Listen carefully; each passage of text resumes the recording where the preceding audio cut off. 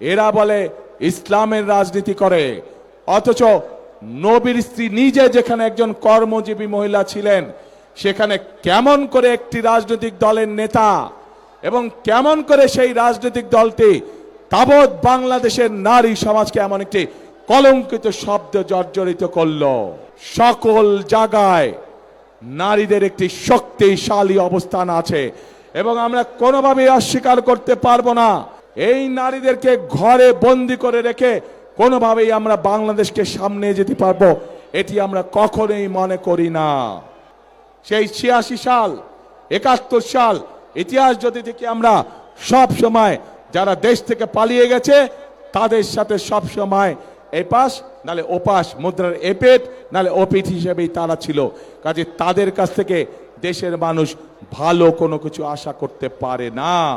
ওই গুপ্ত সংগঠনের নেতা যেমন বলেছে ১২ তারিখ পর্যন্ত জনগণের পা ধরতে, আমরা তার উল্টাটা বলি।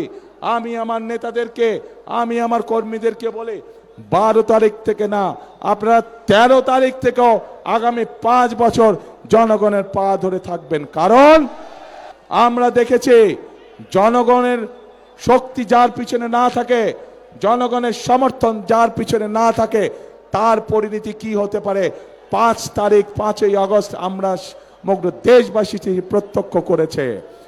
১২ তারিখ সকাল থেকে আপনাদেরকে সতর্ক থাকতে হবে যে আপনাদের এই অধিকার কেউ যাতে ছিনিয়ে যেতে না পারে। ওই যে যারা নতুন জালেম হিসেবে আবির্ভূত হয়েছে, ওই যে যাদেরকে বাংলাদেশের মানুষ গুপ্ত হিসাবে চিনে, আমরা দেখেছি কিভাবে তাদের লোকজন বিভিন্ন জায়গায় ভুয়া সিল ছাপাচ্ছে, কিভাবে আমরা বিভিন্নভাবে শুনতে পাচ্ছি যে তাদের পরিচিত যেগুলা প্রেস আছে সেখানে বলে তারা ব্যালট পেপার ছাপাচ্ছে, যেটি তারা পকেটে করে নিয়ে যাবে। প্রিয় ভাই বোনেরা, শুধু তাই নয়, আমরা এর মধ্যে বিভিন্ন জায়গায় দেখেছি বিশেষ করে নিরীহ মা বোন যারা আছে তাদের কাছে গিয়ে তারা এনআইডি নাম্বার নিচ্ছে, তাদের কাছে গিয়ে তারা বিকাশ নাম্বার নিচ্ছে। প্রিয় ভাই বোনেরা, এই গুপ্তের দল, এই জালেমের দল বলে তারা নাকি সৎ মানুষের শাসন কায়েম করবে।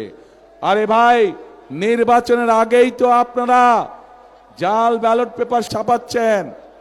নির্বাচনের আগেই তো দেখলাম আপনাদের লোকজন এনআইডি নাম্বার নিয়ে যাচ্ছে, মা বোনদের বিকাশ নাম্বার নিয়ে যাচ্ছে।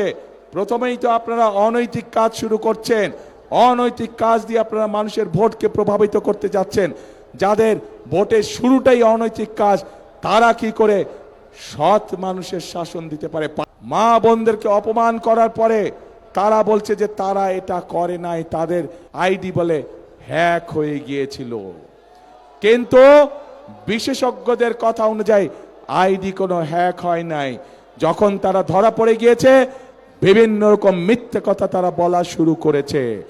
যারা একটি অপরাধকে ঢাকার জন্য মিথ্যে কথা বলে, আর যাই হোক, তারা সৎ মানুষের শাসন দিতে পারে না। কাজে প্রিয় ভাই বোনেরা, এদের এই ষড়যন্ত্র সম্পর্কে আপনাদেরকে সজাগ থাকতে হবে। আজ এই মাঠে লক্ষ মানুষ যারা আছেন, আপনারা স্ব এলাকায় ফিরে গিয়ে আপনার এলাকার যে সকল ভাই বোন আছে, যারা ভোটার আছে, তাদেরও সকলকে সজাগ সতর্ক দৃষ্টি রাখতে বলবেন।